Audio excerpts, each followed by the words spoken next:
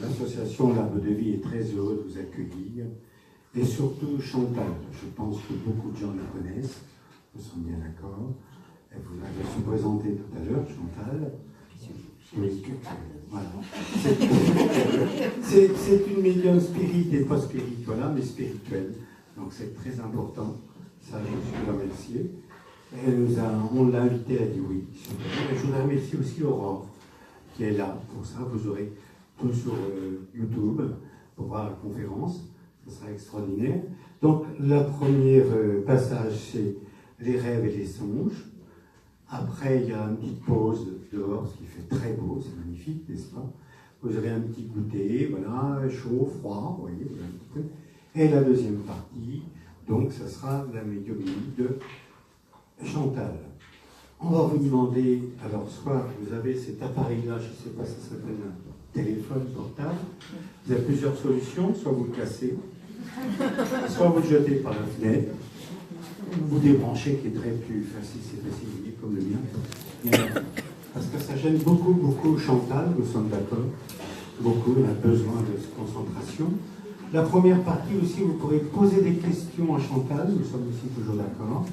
Elle vous répondra facilement avec vos questions. À la dernière partie de Médiumnie, on aura le droit, chacun de nous, à une question. Mais une question très très précise. D'accord? Une question, par exemple, est-ce que mon mari va trouver le travail? Chantal vous répondra. D'accord?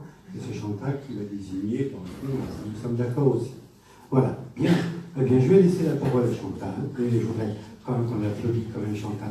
Merci pour ça.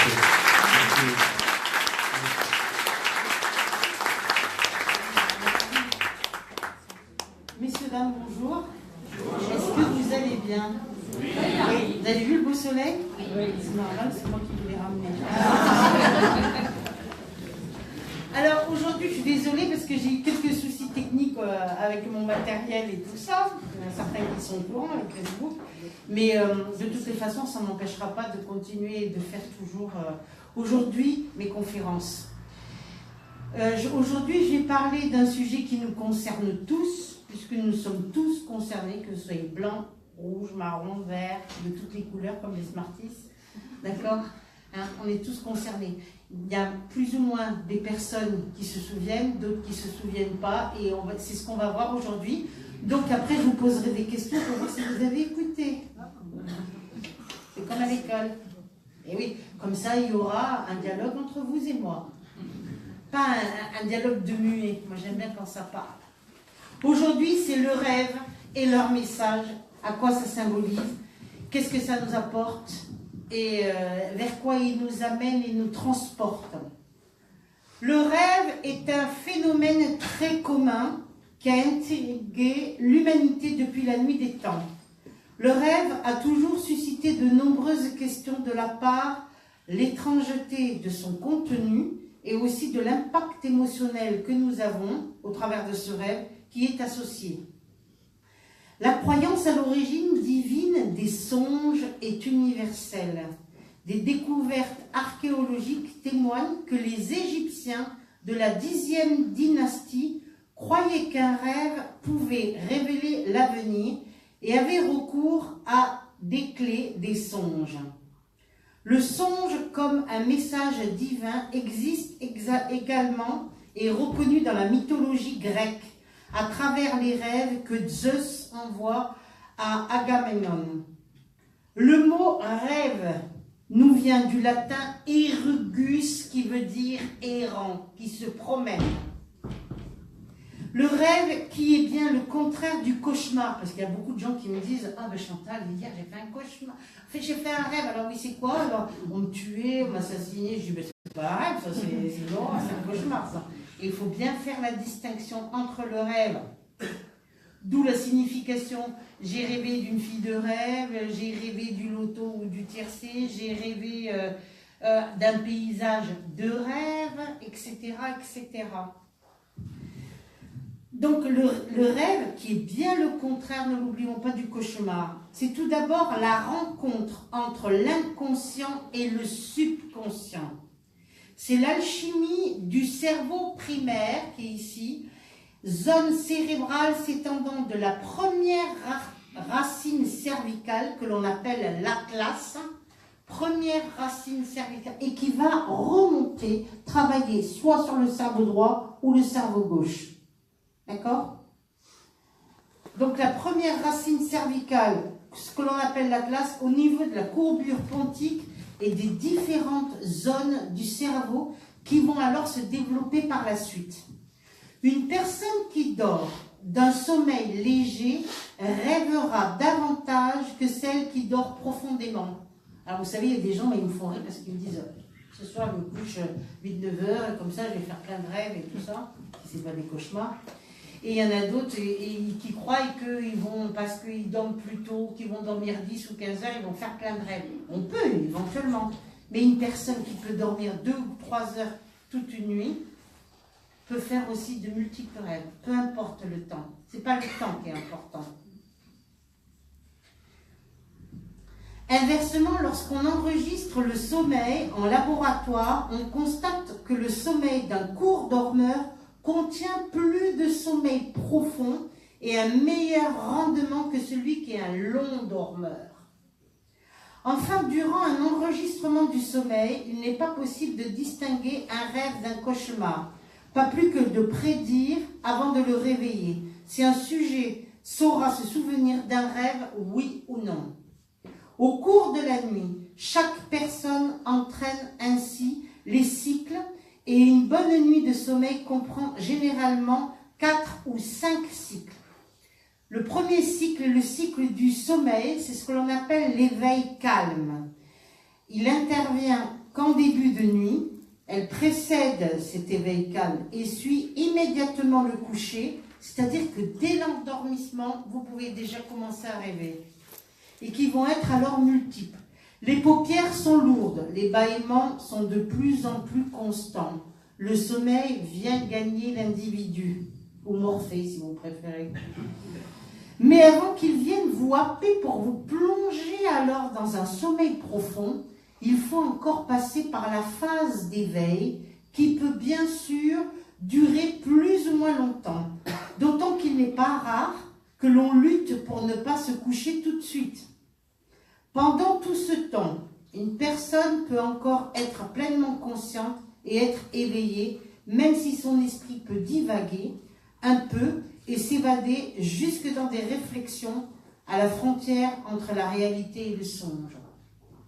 Beaucoup de personnes qui prennent des médicaments aussi pour dormir la nuit, que ce soit des antidépresseurs ou des médicaments pour dormir, me disent souvent « je ne me souviens pas, je n'y rêve pas ou je ne rêve plus, il m'arrive telle et telle chose, Chantal ». C'est dû à cause de la médecine traditionnelle, donc il faut faire attention.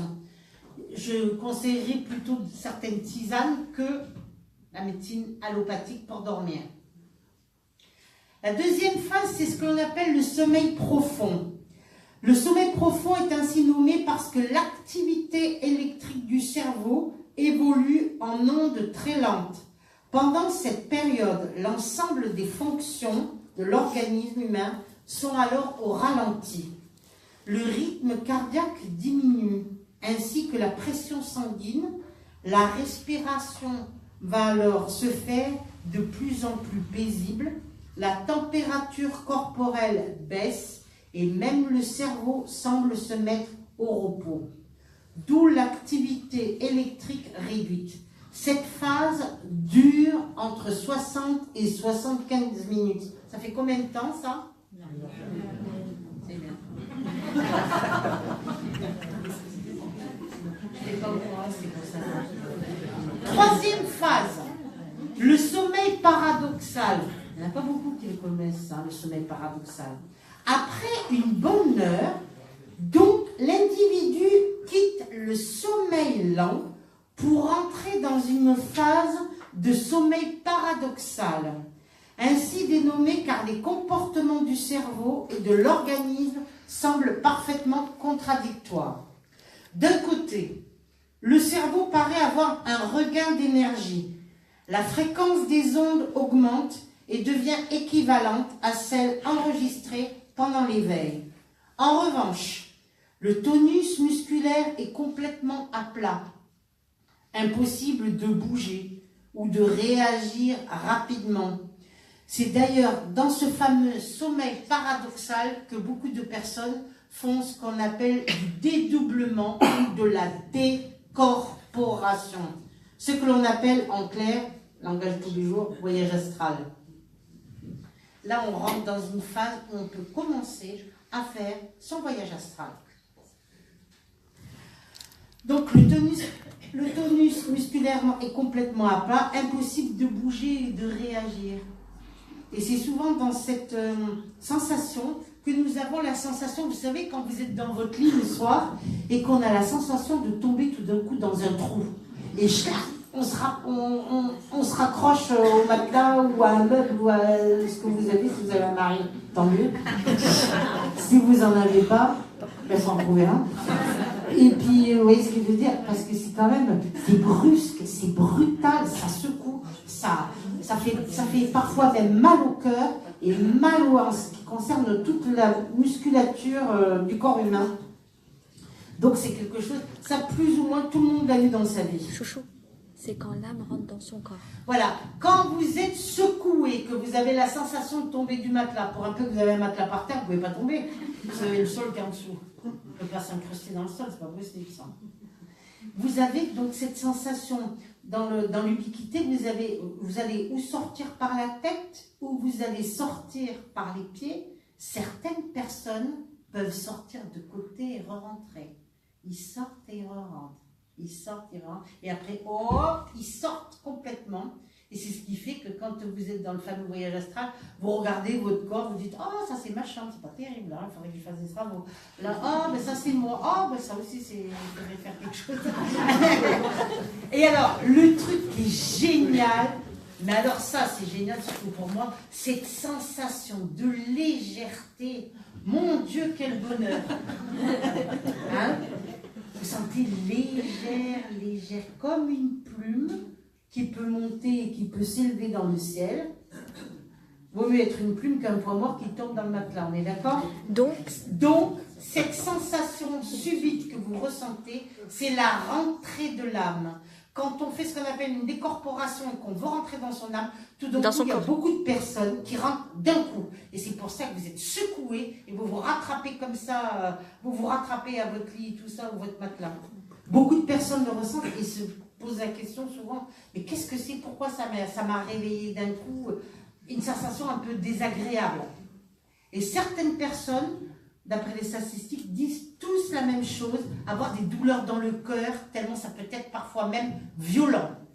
Donc faites attention à ça.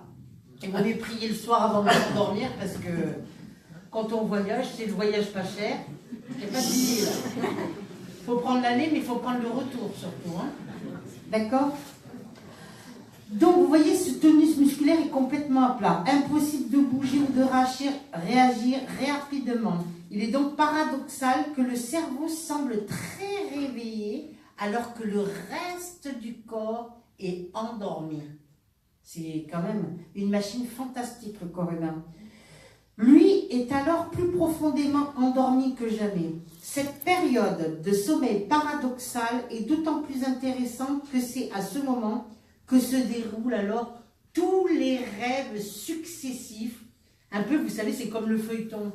Je ne sais pas si vous avez regardé Les Feux de l'amour ou Dallas, c'est quoi. Vous avez tome 1, tome 2, puis alors des fois, alors pour un peu, vous êtes en train de rêver, vous embrassez un beau garçon ou une belle fille, le réveil matin sonne, catastrophe. Ben oui, juste au moment où vous allez vous embrasser et tout, c'est pas possible. Vous allez vite passer votre journée, vite, vous allez rentrer chez vous et vous dites oh, si je pouvais seulement avoir la suite. Qu'est-ce que ça serait bien? On est d'accord? Eh oui.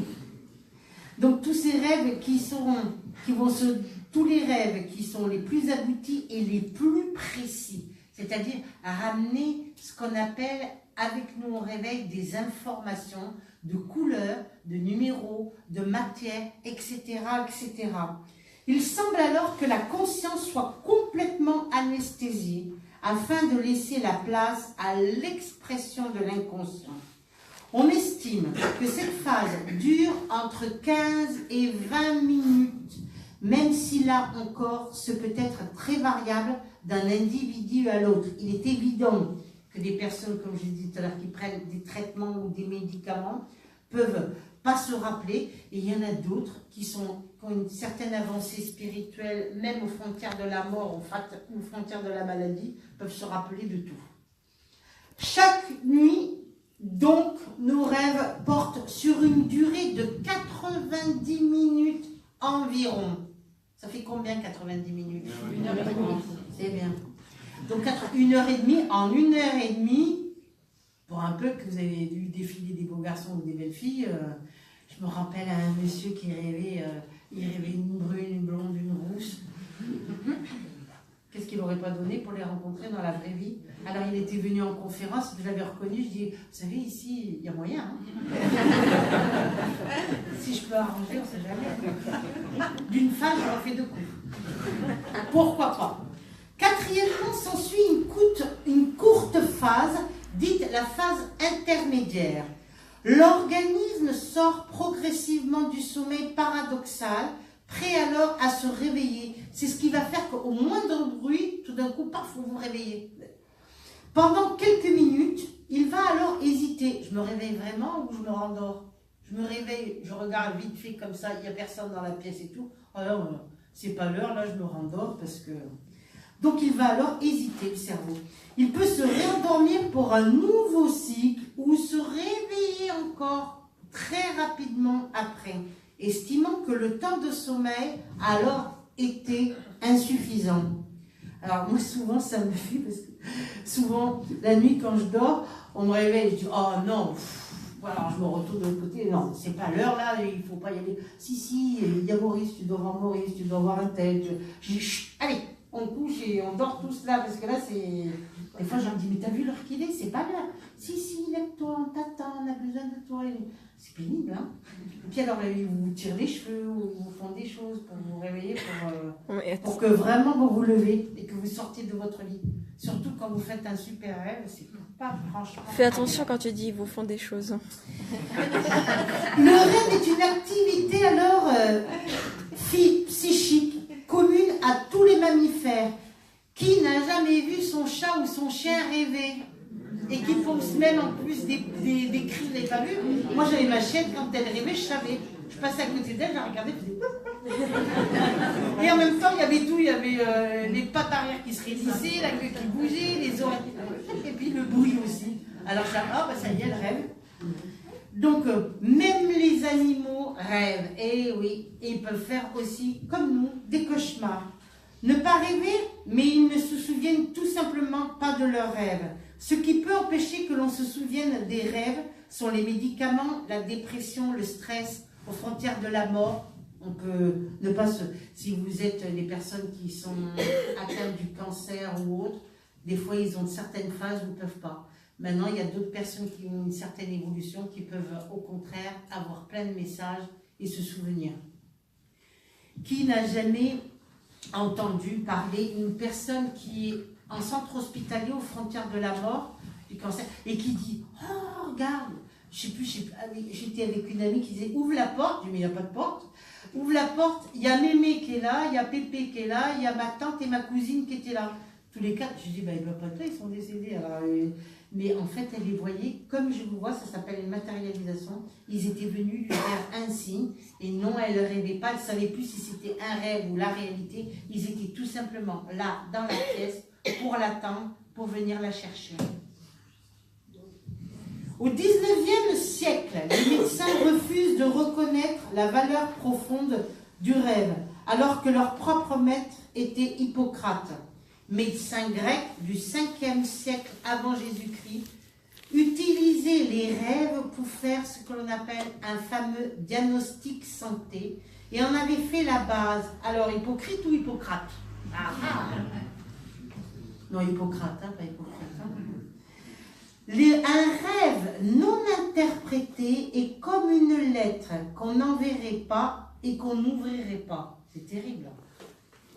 D'ailleurs, un célèbre voyant, un des plus anciens, utilisait les rêves pour faire ce qu'on appelle les fameux diagnostics santé.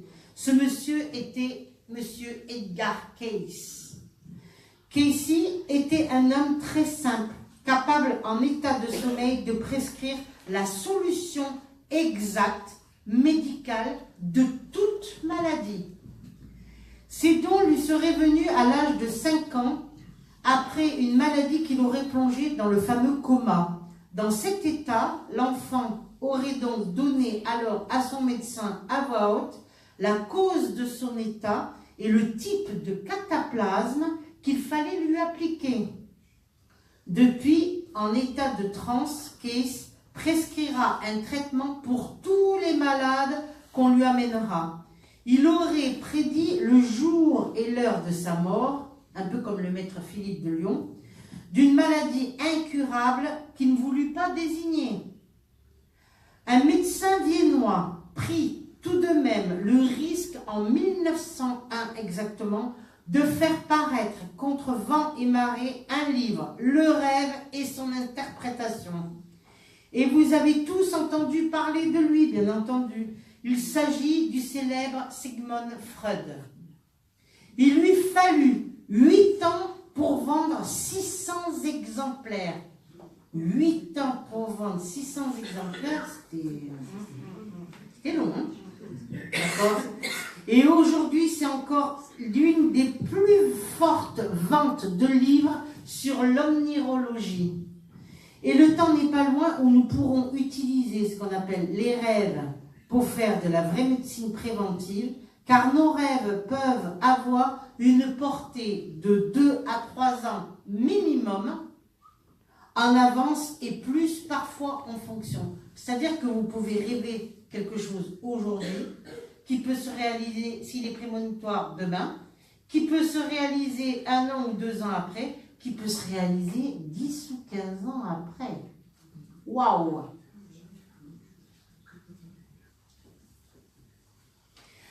Alors, à quoi nous servent nos rêves? Que nous disent-ils? Qui puissent nous aider à comprendre nos comportements ou nos agissements par rapport à la famille ou autre. Analyser nos rêves, c'est nous prendre en charge totalement et atteindre un équilibre. C'est apprendre à nous connaître, mieux nous connaître. Trouver des réponses ou la clé. On dit bien la nuit porte conseil. Vous savez, quand vous dites, ah ben écoute, je vais me coucher, demain, hein. Dans le bouddhisme tibétain, semble avoir développé une forme de yoga du rêve, destinée à maintenir la même conscience qu'à l'état de veille au cours du rêve. Qu'ils soient roses ou effrayants, les rêves ont toujours été source de nombreuses questions. Pour les rêveurs comme pour les scientifiques, rêves prémonitoires ou récurrents. Dans le rêve, il y a ce qu'on appelle 7 propriétés. La première propriété, il est alors récurrent. Ça veut dire qu'il va descendre au plus profond de vous-même, un peu comme dans les vieilles casseroles. Vous savez, quand vous prenez on récure les casseroles. Et bien là, ça va descendre au plus profond de votre être et il va récurer, gratter au plus profond de votre être pour sortir ce qui va et surtout ce qui ne va pas. Première propriété. Deuxième propriété, informative. On va vous donner des informations. Tiens, j'ai rêvé de la voisine, elle avait un accident. Tiens, j'ai rêvé, elle était enceinte. Tiens, j'ai rêvé... Et puis des fois, ça se passe. Troisième propriété, prémonitoire. Alors ça, si vous faites toujours plus ou moins le même rêve et que vous ne le notez pas, tant pis pour vous. Quatrième propriété, télépathique. C'est-à-dire que vous êtes en France, ici, au pont de C. On est d'accord? Je ne sais pas c'est quoi ou c'est pas quoi. César, c'est ça? César. Alors, vous êtes au pont de C, vous vous couchez dans votre chambre, dans votre lit de préférence, pour un peu que vous avez des bons draps, un bon matelas et tout, je vous parle des détails, et puis vous rêvez, et vous avez une sœur ou un frère ou quelqu'un de votre famille qui vit à l'étranger ou loin de vous. Il est possible que vous fassiez un rêve et que la personne de votre famille fasse exactement le même rêve que le vôtre, même si c'est à des milliers de kilomètres, tout simplement au travers de la télépathie. Cinquièmement, le fameux voyage astral, parce qu'il y en a plein qui me confondent, qui me disent « Oh, dis donc, hier, moi j'ai fait un rêve, il était super. » Je dis « Ouais, ça c'est pas un rêve, c'est un voyage astral. » « Ah bon? Et comment on fait la différence? » « Ben oui, mais t'es sorti, t'as fait ci, t'as fait ça. Ça, c'est pas rêvé. » Ah bon? Sixièmement, les propriétés de la réincarnation, c'est-à-dire voir nos vies antérieures ou voir alors certaines personnes dans les vies antérieures. Je pense à une amie à moi qui est décédée, Nicole, que j'adorais. Mamie, si tu m'entends là-haut, je t'embrasse de tout mon cœur. Cette dame, elle me disait toujours, oh là là, l'après-midi, tu sais, une fois que j'ai fait elle tirait les cartes et tout, elle s'asseyait comme ça dans son petit fauteuil et hop, elle piquait une petite sieste. Et elle voyait ce qu'on appelle plein de gens qui venaient la voir, comme ça, mais habillés en époque 15e, 16e, 17e siècle. Et après, elle me disait, alors j'ai dit, décris-moi comment ils étaient habillés. Elle me disait, tiens, il avait... Alors j'ai pris ce qu'on appelle des livres historiques, avec les personnages et les costumes. J'ai dit, est-ce que c'était ça? Oui, c'était tout à fait ça. Et je continue à tourner. Et est-ce que tu avais ça aussi? Oui, c'était ça aussi. Et donc, elle me dit, mais qu'est-ce que j'ai été foutre, moi, dans des trucs comme ça et tout. J'ai dit, bah oui, mais tu habites pas loin d'un monument historique, donc ils ont qu'à traverser. Hein. Donc, vous voyez, on peut accéder par rapport à nos vies antérieures ou aux vies antérieures de certaines personnes autour de vous. La seule chose, c'est les costumes, c'est l'époque et c'est les lieux qui peuvent changer parce qu'ils ne sont pas à la même époque.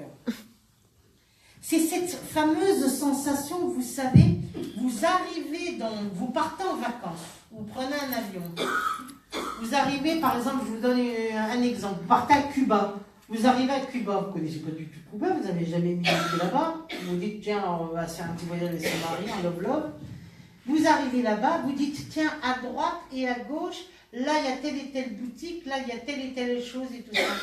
Comment se fait-il que vous reconnaissez alors que vous n'êtes jamais allé de votre vie?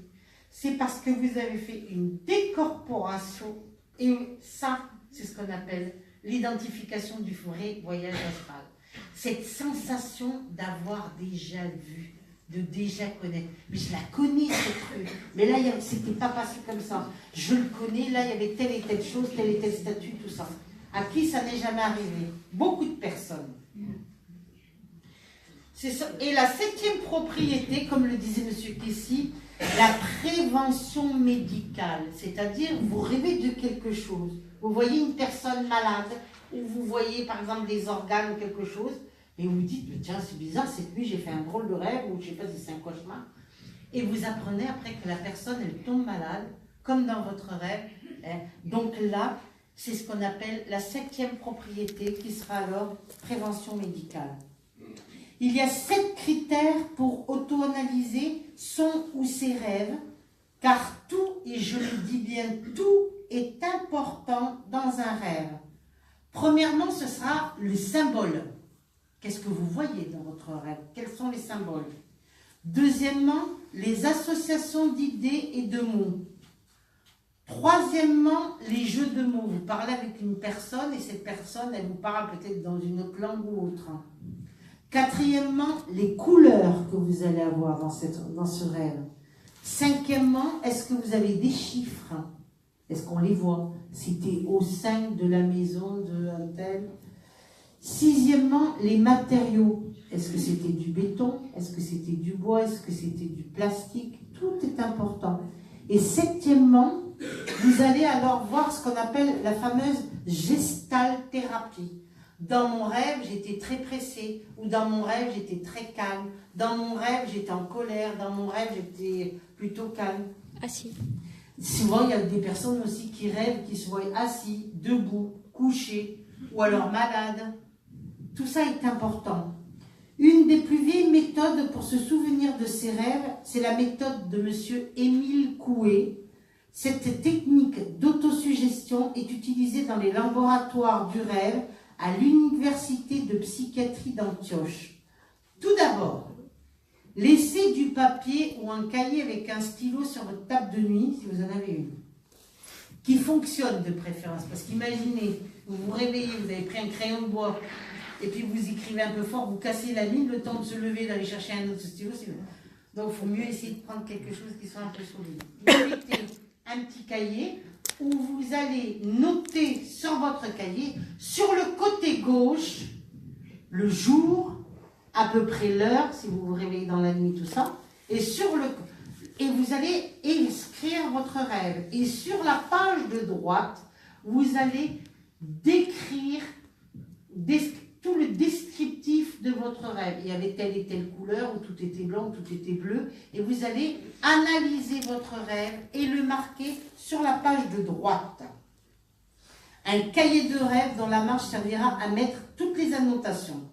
Vous pourrez mettre un titre à ce rêve, mettre un titre à votre rêve, et la date, et laisser ce qu'on appelle aussi une page libre pour analyser, mettre en rouge le message principal. Le message principal, exemple, il y avait une mort, ou il y avait une personne malade, ou il y avait telle personne qui revient tout le temps en boucle et qui revient sans arrêt dans mon rêve. Tout est analytique. Après, vous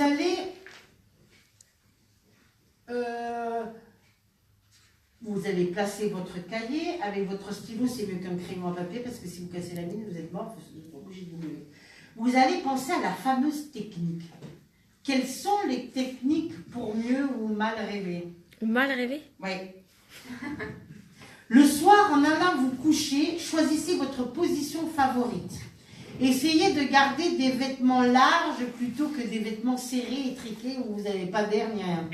Évitez ce qu'on appelle les bijoux. Enlevez vos bijoux, mettez-les sur votre table de nuit. Pas de montre, pas de bracelet, etc. Eh oui, un peu comme le voyage astral. Essayez donc de vous coucher dans votre position favorite. C'est les personnes qui dorment sur le ventre, donc sur le côté, etc.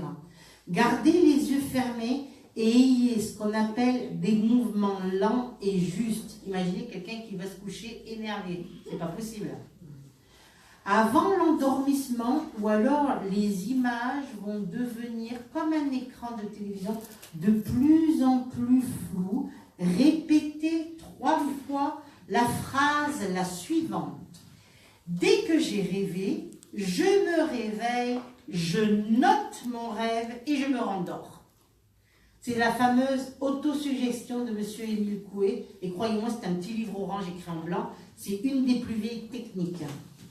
3 fois. Dès que j'ai rêvé, je me réveille, je note mon rêve et je me rendors. N'oubliez pas que vos rêves sont la clé de votre propre prison. Il y a d'autres techniques qui permettent de rentrer dans le rêve en état alpha. C'est ce qu'on appelle la fameuse hypnose. Vous savez que l'hypnose est très à la mode. On soigne de plus en plus de gens avec l'hypnose. Le rebirth, technique qui permet de remonter avant même la naissance, ou voir et accéder aux mémoires akashiques de nos vies antérieures. Attention, c'est à faire toujours avec précaution.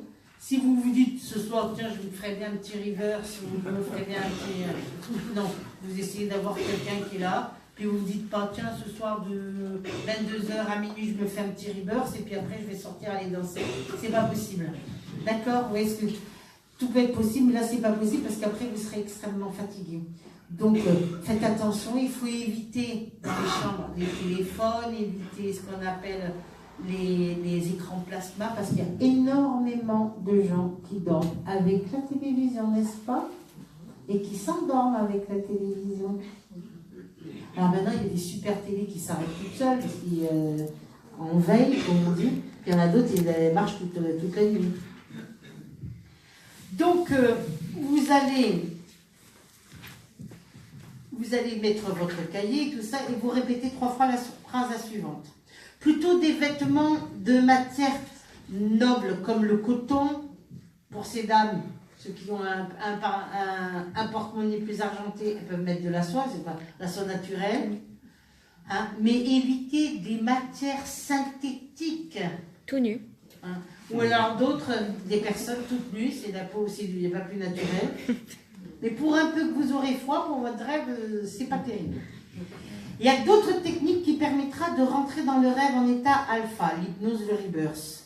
Le rebirth, c'est accéder à des mémoires akashiques, remonter dans le temps pour essayer, par exemple, de soigner des phobies, des stress, des angoisses, un peu exactement pareil que sous hypnose. Il y a beaucoup de gens qui vont voir un hypnotiseur pour essayer d'arrêter de fumer, pour mieux dormir, pour essayer de travailler sur certaines phobies. Ne l'oublions pas, si c'est pour les soins, c'est extraordinaire. Si c'est le soir pour essayer de savoir qui c'est qu'on a été, qu'est-ce qu'on a fait, des fois on peut avoir de sacrées surprises. Donc, attention, c'est à faire toujours avec quelqu'un, parce que si vous avez une personne ou un professionnel, ça peut être très dur à revenir et à se réveiller. On peut provoquer ce qu'on appelle des crises de panique ou des crises de peur ou autres. Dans le yoga, dans certains yogas, avec la position de lotus, en fixant votre regard sur votre troisième œil, là, vous allez essayer de vous ramener les mémoires du rêve que vous allez faire. Comment on appelle ça, quelques séances, ce qu'on appelle en reverse, pour essayer de vous rappeler de vos rêves ou de vos cauchemars. L'interprétation des rêves, quelques exemples. Souvent, il y a des personnes qui rêvent de maisons. Vous êtes d'accord avec moi? Jusque-là, ça va. Alors, est-ce que c'était une maison en bois? Est-ce que c'était une maison récente? Est-ce que c'était une maison ancienne? Quelle couleur était la maison? Quel numéro de porte avait la maison, s'il n'y avait pas de numéro? Est-ce qu'il y avait des escaliers intérieurs, extérieurs? Est-ce qu'il y avait du monde? Est-ce qu'il y avait des meubles? Est-ce qu'elle était chargée? Est-ce qu'elle était vide? Tout, absolument tout veut dire quelque chose. Alors, quand vous rêvez de maison, c'est symbole de notre vie intérieure. Elle représente à la fois le corps et la vie psychique du rêveur. Sa représentation onirique correspond donc à la façon dont vous vous percevez globalement dans votre vie. Délabré, en désordre, vous avez quelques problèmes et il va falloir se secouer. Bien rangé, un peu maniaque comme certaines personnes, c'est que vous aimez une vie bien carrée, bien... Tout est symbolique. Brouillonne, propre, sale. Est-ce qu'il y avait des animaux dans votre maison? Tout. Et que vous devriez peut-être interroger vos habitudes, les relations et votre hygiène de vie. Il est évident que si vous rêvez une maison qui est tous en dessus-dessous, ça veut dire que votre vie actuellement est sans dessus-dessous et qu'il va falloir commencer par ranger. Évoluer dans une maison inconnue peut révéler une certaine méconnaissance de soi. Quel pan de votre espoir? Quelle facette de votre personnalité? Vous savez, il y a des personnes qui rêvent qu'ils sont dans une maison, mais ce n'est pas leur maison. Et ils rêvent qu'ils visitent une maison, et puis là, par exemple, à droite, il y a la cuisine, à gauche, la maison, elle est vide, ou la maison, il y a des meubles, on ne reconnaît pas cette maison, on se demande dans quelle maison on est. Chaque symbole a une représentation bien particulière, mais va vous donner des indices. Que ce soit dans l'ombre, de la même façon, des pièces vides peuvent évoquer des ressources personnelles qui ne sont pas encore explorées. Ça veut dire quoi, ça, Chantal? Ça veut dire que quand vous rêvez d'une maison qui est vide, ça veut dire que dans votre vie, vous avez quelques cases de vide, où vous avez un vide intérieur. Et là, ce vide, il va falloir s'en occuper pour mieux le remplir, par exemple. À chaque pièce correspond également un symbolisme particulier. Un manteau ou un peignoir, si vous rêvez de manteau ou qu'on vous couvre de manteau, peuvent être un symbole de protection. Par exemple, le bleu sous la protection de la Vierge, un manteau rouge, ou par exemple, vous rêvez de quelqu'un qui vous couvre d'un manteau dans votre maison, eh bien, ça peut dire que la personne est en train de vous protéger parce que vous allez tomber malade. Une voiture. La voiture aussi, c'est la vie. Alors, comment est cette voiture? Est-ce qu'elle est belle? Est-ce qu'elle est récente? Est-ce que c'est une voiture de sport? Est-ce que c'est une voiture vieille? Est-ce que c'est une voiture française ou autre? Chaque chose a la symbolique. La couleur de la voiture aussi sera importante. Qui y aura dans cette voiture sera important. Est-ce que vous êtes seul?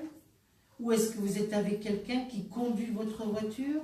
Ou c'est vous qui conduisez votre voiture et vous avez des personnes avec vous? D'accord? Donc, celui qui conduit. La voiture. Celui qui conduit sa propre voiture conduira sa propre vie. Celui qui va se faire conduire, c'est quelqu'un qui ne choisit pas toujours sa vie. C'est-à-dire qu'il va vivre en fonction de la personne avec qui il sera. Donc c'est très symbolique. Après, vous allez voir si la voiture, par exemple, elle est bleue, elle est blanche, elle est noire, elle est grise. Hein. Vous savez que maintenant, il y a un phénomène de mode. Quand ces messieurs ou ces dames elles vont commander une voiture, elles disent je veux une voiture bleue, je veux une voiture verte, je veux une voiture rose, je veux une voiture orange. Hein. Autrefois, il n'y avait pas toutes ces couleurs. Hein. Dans les années 50 et tout ça, c'était des voitures grises, noires, bleu marine, un peu kaki, un peu, et c'est tout ce qu'il y avait. Il n'y avait pas grand-chose. Aujourd'hui, il y a une palette dans les couleurs, quelque chose d'exceptionnel. Et en fait, toutes ces palettes de toutes ces couleurs, ça symbolise aussi une palette de votre vie. Ça veut dire qu'aujourd'hui, si vous voulez avoir une voiture violette, rose, bleue avec des petits pois rouges, tout ça, c'est très symbolique. Puisqu'on peut même aussi personnaliser de plus en plus, depuis ces dernières années, vous avez remarqué, on va personnaliser les voitures en couleur. On va avoir un toit de telle couleur et la voiture de telle et telle couleur. Donc, rien n'est par hasard. La voiture, c'est la vie. Donc, vous pouvez rêver aussi de l'eau ou le feu. L'eau et le feu sont symboles de purification. Attention, sauf si elle est sale. Est-ce un fleuve? Est-ce la mer agitée? Est-ce une piscine? Est-ce que c'est votre baignoire? Est-ce que c'est doux, agité, calme? Tout rentre en vigueur. Si vous rêvez par exemple de rats, d'animaux, un rat qui vous mord, c'est symbole d'attaque de magie noire. Et ça, il faut le savoir. Eh oui. Une dent qui tombe. Qui n'a jamais rêvé de dents qui tombaient? Alors, une dent qui tombe peut annoncer ce qu'on appelle un décès. Mais tout dépend comment va tomber votre dent. Si, par exemple, vous avez une dent qui tombe et que vous ne pleurez pas, vous allez apprendre un décès, mais ça, pas que ça vous fait ni chaud ni froid, mais vous ne serez pas en tristesse.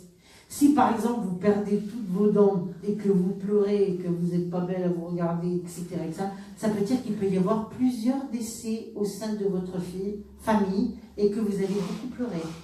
C'est ce qu'on appelle les fameuses lois décès. Vous savez que quand il y a un décès, souvent il y en a plusieurs. Donc la dent, alors si ça vous fait mal, vous aurez mal par rapport à ce décès. Si ça ne vous fait pas trop mal, ça veut dire que vous apprendrez un décès, mais ça ne vous touchera pas directement. Les chaussures, dans la religion islamique, quand on rêve de chaussures, quand une femme rêve de chaussures, c'est très symbolique, c'est qu'elle cherche chaussures à son pied. On est d'accord? Chercher chaussures à son pied, c'est trouver un mari ou une femme. On est d'accord? Alors peu importe, vous allez avoir des chaussures sans lacets, avec lacets, des belles chaussures ou des chaussures moyennes. Mais en fonction de la chaussure, vous allez rencontrer des chaussures noires ou des chaussures blanches. Tout est symbolique. Les défunts communiquent aussi à travers les rêves pour ne pas vous faire peur. Vous savez que nous, on s'endort, on se dit « Ah là, qu'est-ce que je ne donnerais pas pour voir papa, maman, le mari, la femme ?» Alors, est-ce qu'on peut voir, c'est ce que je dis toujours, est-ce qu'on peut voir ses amants, ses maîtresses? On peut les voir, oui. Faites attention à ce que vous faites. Et on peut voir aussi les personnes qu'on n'a pas vraiment envie de revoir, quoi. Aïe, ça, c'est pas toujours... si de votre vivant ici, vous êtes disputé avec quelqu'un et que la personne part, vous savez, souvent, j'ai vu des personnes 20 ans après, 30 ans après, qui s'étaient disputées. 30 ans, 40 ans après... je dis, mais il y a prescription, là, c'était il y a 40 ans en arrière, il faut quand même pardonner. Non, je pardonne Chantal, mais tu sais, mais... Non, mais quand même, il m'a fait ci, il m'a fait ça. Je pardonne, mais j'oublie pas, quoi, c'est ça en fait. On s'arrange. Il faut pardonner. Qui n'a jamais rêvé cette sensation avec l'impression de voler? Est-ce qu'il y a des gens qui ont rêvé qui volaient? Alors, vous voliez habillé, tout nu? Alors, est-ce que vous faisiez comme Superman, vous vous posiez, vous marchiez, puis vous repartiez, vous revolez? Oui ou non? Peu importe. Peu importe. Quand on rêve qu'on vole, n'est-ce pas? Pas voler dans les supermarchés. D'accord? Voler. Comme un oiseau. Hein?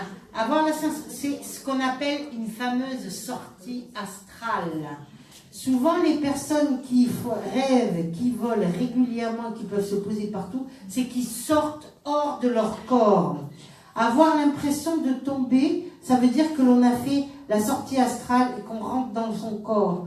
Donc souvent, les personnes qui volent, qui font régulièrement ce vol et après qui ne le font plus du tout, ce sont des personnes qui cherchent à s'évoluer spirituellement et qui cherchent leur voie. C'est magnifique. Alors, il y a aussi d'autres rêves, comme rêver par exemple de poissons, ou rêver d'autres animaux, d'oiseaux, de baleines, de lions. De poissons, là. De poissons. Voilà. Rêver de poissons ou d'excréments, excusez-moi, normalement c'est l'argent. Mais tout dépend comme vous le voyez. Rêver en noir et blanc. Est-ce qu'il y a des personnes qui rêvent en noir et blanc? Que en noir et blanc. Écoutez bien, c'est qu'on a encore beaucoup de travail à faire. Spirituel. Car ce sont des personnes qui sont en conflit et en lutte permanente, puisque le blanc, c'est la connaissance et le noir, c'est le nadir. Ça veut dire que madame, vous êtes comment on appelle ça, en permanence, en lutte permanente pour essayer de combattre la nuit tout ce que vous encaissez tous les jours au quotidien de votre vie. On est d'accord? Enceinte, rêver d'être enceinte. Rêver d'être enceinte. Est-ce qu'il y a des personnes qui rêvent qui sont enceintes? Les femmes qui rêvent qui sont enceintes. Ou les hommes. Est-ce que vous voyez des enfants? Est-ce que vous voyez le bébé ou pas dans votre ventre? Souvent les personnes qui... Ah oui, alors qui sont... Alors écoute, là c'est très bon par contre. Rêver qu'on est enceinte et qu'on accouche en quelque sorte, ça veut dire que la femme, elle est tourmentée. Ça veut dire que vous avez un tourment. Puisque les enfants, quand on rêve d'enfants, quand on est enceinte, c'est qu'on est tourmenté. Et si vous rêvez qu'il sort, ça veut dire que votre tourment s'en va et va laisser place certainement à la paix intérieure. Ça veut dire, par exemple, un vieux problème qui est récurrent et dans lequel vous allez vous libérer. Est-ce que vous avez remarqué, après ce rêve, s'il y avait eu des choses qui avaient changé dans votre vie? Oui, positif. Positif, tout à fait. D'autres femmes qui rêvent, qui sont enceintes? La dame à côté. Oui, alors? Ah mais moi je le vois pas. Je Ça suis dit- enceinte mais je vois ni l'enfant, ni Ah ben, le ça poumon, ni rien. Mais vous savez que vous êtes enceinte dans le rêve. Oui. Vous le savez dans le rêve, c'est Dans ça. le rêve, oui. Ça veut dire que vous avez un tourment que vous n'arrivez pas à voir, madame. Tout à fait. Est-ce que ça vous parle? Un tourment où je suis tourmentée tout le temps. moi. Voilà, que vous êtes tourmenté par quelque chose et dans lequel vous n'arrivez pas à voir l'issue de secours, comme on dit. Tout à fait. Ça parle, hein? Ah oui, oui. Une autre personne, la dame aussi, vous êtes enceinte dans votre rêve, c'est quoi? Moi, j'accouche aussi et c'est toujours une petite fille. Et c'est toujours une petite fille. Alors, et vous l'avez fait quand ce rêve? Vous l'avez fait plusieurs fois. Je le fais souvent, ouais. Vous le faites plusieurs fois. Oui. Vous avez des enfants? Oui, j'en ai un. D'accord. Vous avez un petit garçon? C'est ça. Vous n'avez pas de fille encore? Non. Alors, ça peut être prémonitoire. Dans ton rêve, votre montre que tu vas avoir une petite fille, donc un deuxième enfant. D'accord? 2, c'est quand vous rêvez que vous accouchez de votre petite fille, c'est que vous accouchez, vous, de votre petite fille intérieure. Ce qui veut dire, écoutez-moi bien, que dans votre enfance, quand vous étiez une petite fille, vous étiez très tourmenté pour certaines choses, dans lesquelles vous vous libérez aujourd'hui, maintenant. D'accord. Ça vous parle, ça, ou pas? Oui. Alors, comme un secret ou un non-dit, quelque chose de lourd, et qui revient. Parce qu'apparemment, c'est un rêve qui revient régulièrement. Oui. On est d'accord? Donc, ça veut dire qu'il faut soigner quelque chose de votre petite enfance qui est toujours pas guéri, en quelque D'accord. sorte. Oui. Ça vous parle? Oui, oui, oui. Voilà. D'autres? Plus de femmes qui rêvent qu'ils sont enceintes. Est-ce qu'il y a des hommes qui ont rêvé qu'ils étaient enceintes? Ça peut arriver, hein. Non, personne? Donc c'est des vrais mecs, tout va bien. Ils le diront pas. Mais ça peut, hein, ça peut. Hein. Alors, qu'est-ce qu'on peut rêver? On peut rêver d'animaux. Qui n'a jamais rêvé qu'ils étaient poursuivis par quelqu'un? Par des loups, par exemple. Par des loups, par un tigre, par un lion, par des crocodiles. Alors, c'était quoi votre rêve, madame? Mais oui, mais c'est... Dans la Vous étiez dans la rue et c'était des crocodiles qui vous suivaient? Oui, enfin, mais... Vous en aviez plusieurs? Peut-être, ouais. Je suis infirmière. Vous l'avez fait qu'une fois ce rêve ou plusieurs fois? Il y a très longtemps, j'étais plus jeune. Mais vous l'avez fait qu'une seule fois ce rêve ou plusieurs fois? Oui, ça n'a pas été forcément récurrent. D'accord. Alors ça, c'était que vous, à cette époque-là, vous avez des ennemis et vous avez peur d'être mangé, comme on dit. Que ces ennemis ont une emprise sur vous. D'accord, vous faire bouffer, comme on dit. Oui, je comprends bien le message. Vous avez compris le message? Voilà. Qui fait toujours le même rêve et qui a du mal à comprendre? Alors, je vous écoute. Moi, je rêve toujours que je me perds dans des villes différentes, avec des monuments différents. D'accord. Vous les voyez, ces monuments ou pas? Oui, tout le temps. D'accord. C'est le jour ou la nuit? C'est le jour que je... Et c'est le jour où je perds ma voiture. Et puis je perds ma voiture, je la cherche partout. Ça veut dire que dans votre vie, vous cherchez pas mal de choses par rapport à votre enfance. On dit pas ça, hein. Ça vous parle? Oui. Voilà. Et dans le rêve, vous avez des personnages dedans ou pas? Des fois, oui. D'accord. C'est des personnages que vous connaissez ou que vous ne connaissez pas? Non, pas toujours, non. D'accord. Donc ça veut dire par des étrangers, peut-être des étrangers, peut-être que vous considérez dans votre vie qui vous aideront plus que des vivants que vous connaissez et peut-être avec lesquels vous êtes fâché, monsieur. On est d'accord? Oui. Voilà. Ça parle. Il y avait une dame là, oui, la dame. Bonjour. Je rêve très souvent que la maison est hantée. Ah, alors, décrivez-moi qu'est-ce que vous voyez dans votre rêve, madame. C'est intéressant. Des meubles qui bougent. Des meubles qui bougent, c'est pas forcément qu'ils sont hantés. Ils peuvent... Et alors, comment ils sont? Est-ce que vous êtes à l'intérieur de votre maison ou à l'extérieur de votre maison? Dans la maison. Vous êtes dans votre maison. Vous êtes seul? Pardon, oui, je suis seule. D'accord. Vous êtes debout, assis, couché? Non, je suis debout, ça se passe à l'étage. Au premier étage? Oui, plutôt grenier. Ah. Une pièce où personne ne va. Une pièce où personne ne va. Je... Vous êtes où? Vous êtes situé où? Est-ce que vous vous voyez? C'est vous qui montez les escaliers? C'est vous qui... Oui. On est d'accord. Donc c'est vous. Vous êtes acteur et en même temps spectateur de votre rêve. C'est ça, hein? Là, On est j'ai bien... une porte et dans cette grande pièce, comme un grenier aménagé. Alors, quand vous ouvrez la porte, c'est sombre, c'est clair, c'est comment? C'est glauque un peu. C'est pas rassurant. D'accord. C'est une maison de famille? C'est ma propre maison. D'accord. Que vous avez encore actuellement? Ah oui, toujours, oui. D'accord. Depuis 15 ans. Depuis 15 ans. C'est à vous, quand vous êtes rentré dans cette maison, c'était une maison de famille qui a été habitée par quelqu'un? Un couple âgé. Voilà. Alors je pense que ça veut dire que vous avez quelqu'un qui est décédé, soit dans cette maison, madame, qui est encore, l'âme est toujours coincée dans le grenier. On va faire brûler de la sauge, madame, ou du camphre le mercredi. D'accord? Mais en commençant par le grenier, en descendant par le premier étage après, et vous descendrez en bas jusqu'à la porte d'entrée de votre maison, madame. Et comme j'ai peur, je sors de la maison. Oui. Et il y a toujours mon voisin d'en face sur le trottoir. Ah, ça veut dire il est debout, le voisin. Il est debout sur le trottoir, le voisin, ou pas? C'est ça, il me voit un peu en panique. Donc, il vous sécurise alors dans le rêve. Il me dit ma maison est hantée. Et pardon. Et là, ça va. C'est pas, là, le mot hanté n'est pas le mot, madame. C'est que je pense qu'il y a quelqu'un qui est décédé dans cette maison et dont l'âme est toujours restée là. Donc il faut la faire partir. D'accord? Voilà, madame. Et cette entité rentre en contact avec vous au travers du rêve pour vous demander de l'aide. Votre aide. On est d'accord? Voilà. De rien. D'autres exemples? La dame, là, en vert, au fond, avec ses lunettes. C'est la dame qui rêve en noir et blanc. Oui, bah oui, je vous suis, vous inquiétez pas.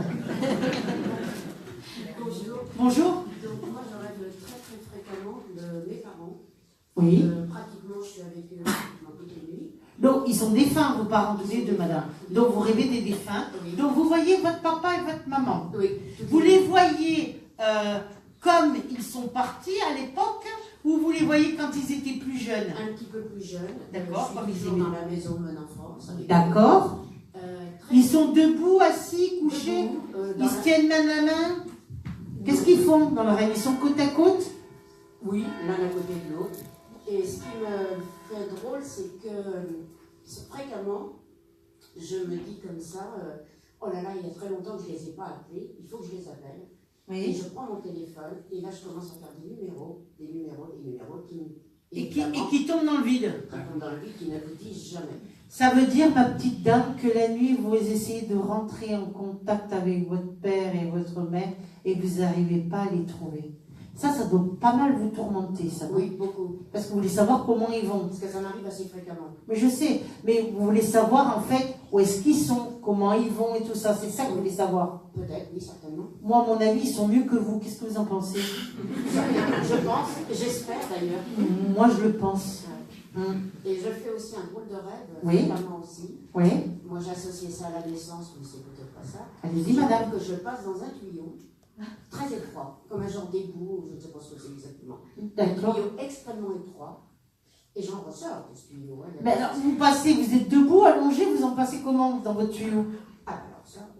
Vous êtes ultra miniature et vous marchez dans votre tuyau? Non, du tout, je passe dedans. D'accord.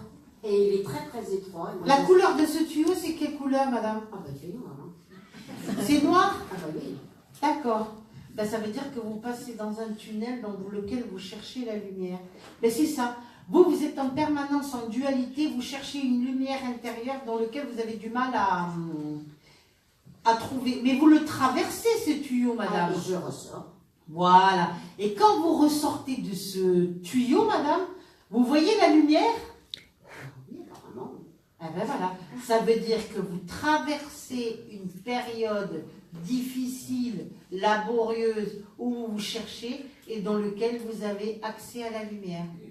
L'important, c'est de traverser le tuyau. Si vous restiez coincé dans le tuyau, eh ben c'est parfait. Ça veut dire que vous avez eu une période très, très, très difficile, madame. Vous êtes d'accord? Et là, apparemment, c'était quand ce rêve? Ah, ça m'arrive assez souvent. Mais c'était quand la dernière fois que vous avez rêvé de ça? Il n'y a pas très longtemps. C'est-à-dire? Peut-être 1 mois et demi. Eh bien là, madame, vous devriez accéder à la lumière. Enfin, je cherche la lumière, je cherche cette lumière qui va m'éclairer sur mon avenir, sur mon devenir. Hein, on est bien d'accord? C'est pas pour rien que vous êtes ici aujourd'hui, ma petite dame, vous. Hein? D'accord? Et dans lequel je vais accéder, parce que déjà, dans votre rêve, on vous a montré la lumière. Ça veut dire que bientôt, madame, il y a une solution à tous vos problèmes. C'est génial, non? Oui, merci. Plutôt de bon augure. Voilà. D'autres?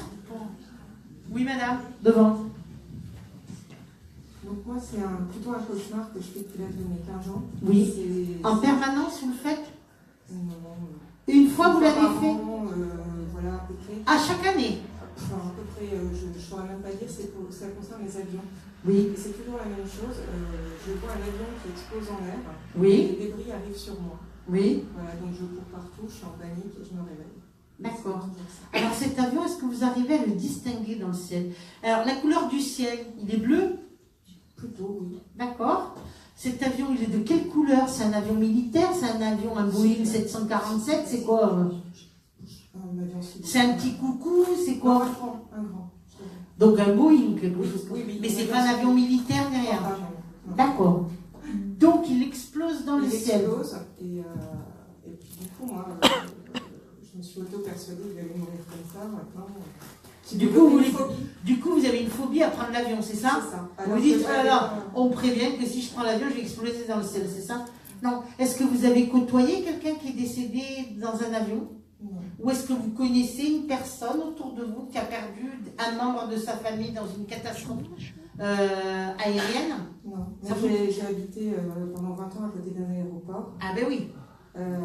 Et en fait, ça a commencé après avoir pris l'avion la première fois. Ces cauchemars ont commencé. Ben ça peut provenir de deux choses. Soit vous avez côtoyé quelqu'un sans le savoir qui est mort effectivement d'une catastrophe aérienne et que vous avez côtoyé mais que vous ne savez pas parce que c'était pas quelqu'un de votre famille ou quelqu'un de proche. soit c'est une phobie par rapport à l'avion qui fait que le changement de vie. Vous aimez pas trop avoir des changements de vie, vous, non? Vous aimez bien un peu, hein? Oui, mais quand vous avez un changement de vie qui arrive dans votre vie et que vous maîtrisez pas trop, vous ne devez pas aimer. On est d'accord? Vous aimez, eh bien ça veut dire que vous aimez maîtriser les choses, avoir le self-control de votre vie, dans lequel vous n'arrivez pas dans vos rêves. Voilà, madame, pourquoi. D'accord. Mais si ça avait été un avion de guerre, ça aurait été autre chose. C'est pour ça que vous demandez, madame. Et il n'y a pas de date. D'accord. Le fait de courir partout, c'est que dans votre vie, vous vous cherchez, puisque l'avion, il s'écrase. D'accord, ça a des débris. Et vous, vous esquivez tous ces débris. On est d'accord. Voilà. Peur que les choses qui tombent du ciel... ouais. En quelque sorte. Vous avez grandi dans la foi, madame? Voilà. Il y avait des personnes qui étaient très croyantes dans votre famille et qui vous inculquaient dans la religion, si tu ne fais pas tes prières, tu n'auras pas ceci, tu n'auras pas cela. Ou... Oui, oui. Voilà, mais tout est relié. C'est très intéressant. Voilà, madame. Merci. De rien. Et je vais terminer, alors, s'il y a quelqu'un d'autre? D'accord. Bonjour. Bonjour. Alors moi, je fais souvent le rêve d'être dans la maison de mes parents qui sont décédés déjà depuis une vingtaine d'années. D'accord. Et on est dans la maison, en famille. Et tout d'un coup, il y a les nouveaux propriétaires qui arrivent. Alors, on se dépêche et puis on va se cacher. Et oui. Cette maison pour vous familiale, vous l'avez eue dans cette vie-ci, on est d'accord? Et c'était une maison qui ramenait des bons souvenirs. À cette époque-là, tout le monde était heureux. Très bon, oui. On est d'accord parce que, et c'est ça, vous avez, madame, dans votre rêve, la nostalgie des moments heureux en famille que vous avez vécu. Voilà ce que c'est votre rêve, madame. Merci. Alors, on va terminer, je vais... Ah, il y avait quelqu'un d'autre? C'est intéressant parce que, ouais... Oui, j'ai rêvé pendant de nombreuses années, mais ça fait à peu près une dizaine d'années que je ne rêve plus de ça, mais j'ai rêvé à peu près pendant 20 ans, que je prenais ma voiture et que je partais sans arrêt en marche arrière. J'étais toujours en marche arrière et je ne pouvais pas m'arrêter. Je m'arrêtais en faisant des zigzags, enfin je sais pas. Pour finir, je m'arrêtais, mais c'était très difficile pour moi. J'ai fait ça au moins 20 ans, 25 ans. Ça veut dire, madame, elle était quelle couleur, la voiture? Je sais pas. Vous vous rappelez? Vous étiez dans la voiture et tout ça. Et c'est Oui, vous qui conduisez? C'est moi qui conduisais. Et vous avez passé la vitesse de la marche arrière ou pas? Non. Vous voyez pas quand vous passez la vitesse? Non. C'est-à-dire que la voiture, en fait, la voiture se conduit toute seule. Voilà, et je pars toujours en marche arrière. Je n'arrive pas à aller en marche avant. Alors, ça veut dire, ma petite dame, que dans votre vie, vous avez du mal à avancer. Et oui, parce que vous êtes tout le temps relié avec vos problèmes de vos passés, madame. C'est-à-dire, vous restez coincé avec les problèmes de votre passé qui vous empêchent d'avancer dans votre vie, madame. Ça répond à votre question? Oui, parce que maintenant, ma vie a changé. Et depuis, vous avancez dans la vie. Et depuis, je ne pars plus avec ma voiture en marche arrière. On est d'accord. Donc, on avance. Et c'est ce qu'il faut dans la vie, c'est avancer. Merci. Alors, de rien, madame. Je vais vous citer, je vais terminer par ça, par un, comment on appelle ça, un poème. Le rêve, mon rêve familier de Paul Verlaine, en 1844-1896. Je fais souvent ce rêve étrange et pénétrant d'une femme inconnue et que j'aime et qui m'aime, et qui n'est chaque fois ni tout à fait la même, ni tout à fait une autre, et m'aime et me comprend. Car elle me comprend, et mon cœur transparent, pour elle seule, hélas, cesse d'être un problème. Pour elle seule, et les moiteurs de mon front blême, elle seule laissait les rafraîchir en pleurant. Est-elle brune, blonde ou rousse? Vous voyez, c'est pour ça. Je l'ignore son nom, je me souviens qu'il est doux et sonore, comme ceux des aimés que la vie exila. Son regard est pareil au regard des statues, et pour sa voix lointaine et calme et grave, elle a l'inflexion des voix chères qui me sont tues. C'est-à-dire que quand il faisait son rêve familier, il rêvait sans arrêt de rencontrer ce qu'on appelle son âme sœur. Peu importe si elle était blonde, brune ou... Donc on évacue comme on peut. Hein. Voilà. Est-ce qu'il y a d'autres questions ou interprétations, si je peux vous aider? Oui. C'était juste un rêve que tu faisais. Allez-y, je vous en prie. Vas-y, passe le bas. Merci. Moi, je fais toujours, avec tous mes rêves, je suis toujours à la maison de maman. Oui. C'est tout le temps, c'est toujours retourner. À l'intérieur, l'extérieur? À l'intérieur. On peut être dans une maison, dans le jardin. Oui, Non, toujours à l'intérieur. d'accord. Situé quelle pièce? Souvent la salle à manger. D'accord. Donc lieu familial, ouais. Voilà. Réunion de famille et tout ce qui C'est ça. s'ensuit. Oui. Donc, c'est toujours. Et alors, vous faites quoi dans la salle à manger?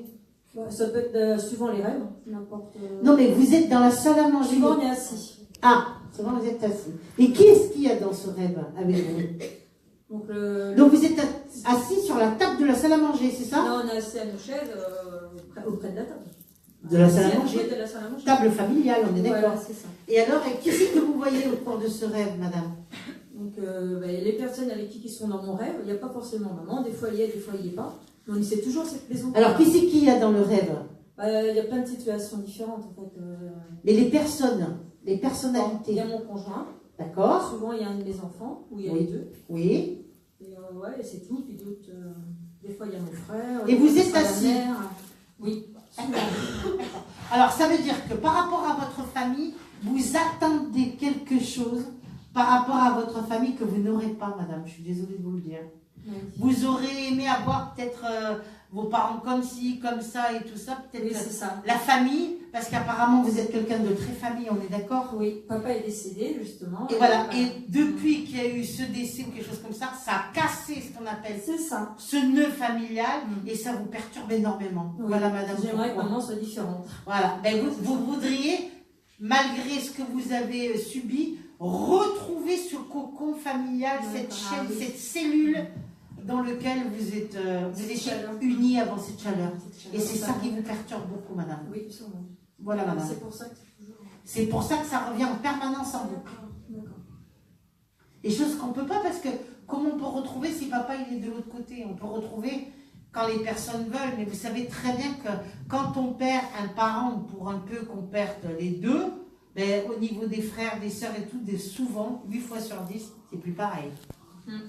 On est d'accord? Ma vie s'est arrêtée en fait à ce moment-là. Eh ben On a voilà. pas vu le plus. Ouais. C'est-à-dire, vous êtes dans la maison, c'est la famille, attablé par rapport à la famille, ça veut dire que ça a cassé quelque chose pour vous au niveau de votre famille qui est terrible et qui est insupportable pour vous. C'est pour ça que vous l'évacuez dans le rêve. C'est ça.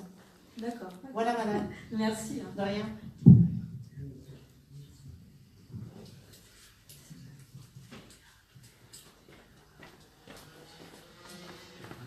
Oui, la petite dame, elle voulait. Bonjour. Bonjour. Moi, j'ai fait un rêve, j'avais comme 18 ans. Donc, il y a longtemps. Il y a longtemps. Non, mais c'est pas un rêve que vous avez fait récemment, madame.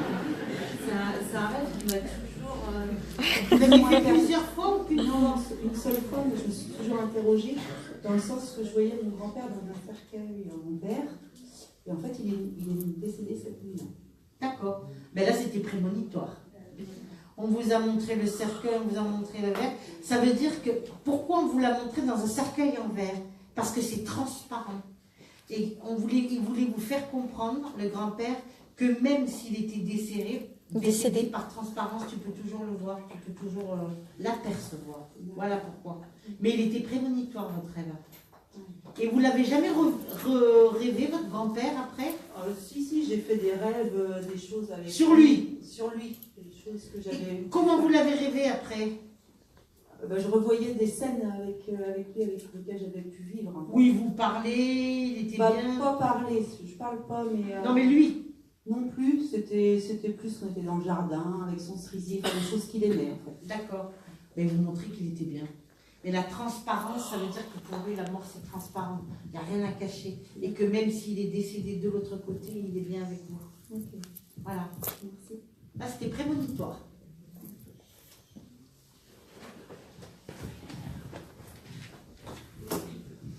Bonjour. Bonjour. En fait, voilà, je vous explique le cas. J'ai une amie avec qui j'essaye de reprendre contact. Oui. Qui s'est enfermée sur elle-même. Oui. Tous les sens du terme. À la suite d'un événement, elle s'est renfermée sur elle-même. Tout à fait. On est bien d'accord, hein? Oui. Faut suivre. Je vous écoute, oui. Et du coup, en fait, j'essaye par tous les moyens de. Avec elle. Voilà. Mais elle vous tourne le dos. C'est ça. Elle s'est enfermée. Ben oui, elle vous tourne le dos. Ça veut dire qu'elle n'a pas envie. Voilà. Donc j'ai écrit une lettre. J'essaye de la retrouver pour lui donner physiquement. Et en fait, j'ai rêvé d'elle. J'ai rêvé des écritures. Alors, les écritures, rien à voir avec ce qu'on peut écrire dans la vie de tous les jours. D'accord. Et je l'ai vue. Ouais. Et après, je me souviens plus trop bien. Mais je l'ai vue. Après, j'espère qu'elle a reçu mon message. Vous l'avez vu debout, assis, couché? Debout. Debout. Donc, c'est quelqu'un que vous allez revoir, ça c'est sûr, mais ça ne sera plus pareil pour moi. D'accord. Je pense que pour moi, cette personne, elle a dû tourner. Je sais pas, vous avez dû peut-être avoir un comportement où il s'est passé un événement pour elle qui fait qu'elle ne peut pas. Elle ne peut pas. Alors, elle ne peut pas revenir proche de vous. En tout cas, elle ne pourra pas, même si vous la revoyez et que vous êtes hyper contente, et ça vous ne vous retrouverez pas comme avant. Il y a quelque chose de cassé, de brisé, vous comprenez, madame? Oui. Vous le ressentez, ça, non? Oui. Voilà. Désolée. Non, merci. C'est comme ça.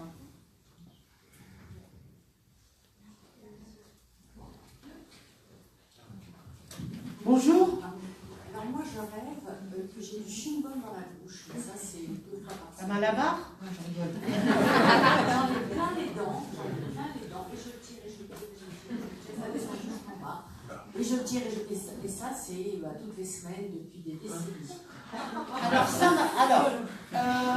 mais vous rêvez que vous voyez dans le rêve ou vous assistez à votre rêve? Est-ce que vous voyez vous votre visage en train de mastiquer? Je ne me vois pas mastiquer. Voilà, vous ne voyez pas. Non, en fait, vous êtes spectatrice de votre rêve. Je suis simplement en train de tirer. Voilà, et vous êtes en train de démêler. Ça veut dire, vous tirez quoi? Le chewing-gum? Avec vos doigts, vous le tirez à l'extérieur. Voilà. D'accord. Ça veut dire que vous êtes enlevé. Il y a des personnes, madame, qui essaient de vous faire du mal et vous êtes en train de le dégager et de l'enlever, ce mal. Ça fait des années que ça dure. Je suis désolée, madame. Alors, regardez autour de vous, à mon avis, vous devez avoir peut-être des ennemis ou des personnes qui sont... On est d'accord? On est d'accord. Je m'excuse, ma petite dame, mais c'est ça. Mais ce qui est intéressant, c'est que malgré tout, vous le sortez de votre bouche et vous arrivez à le dégager. Vous le jetez par terre après? Eh bien voilà, ça veut dire que vous-même, vous enlevez ce mal.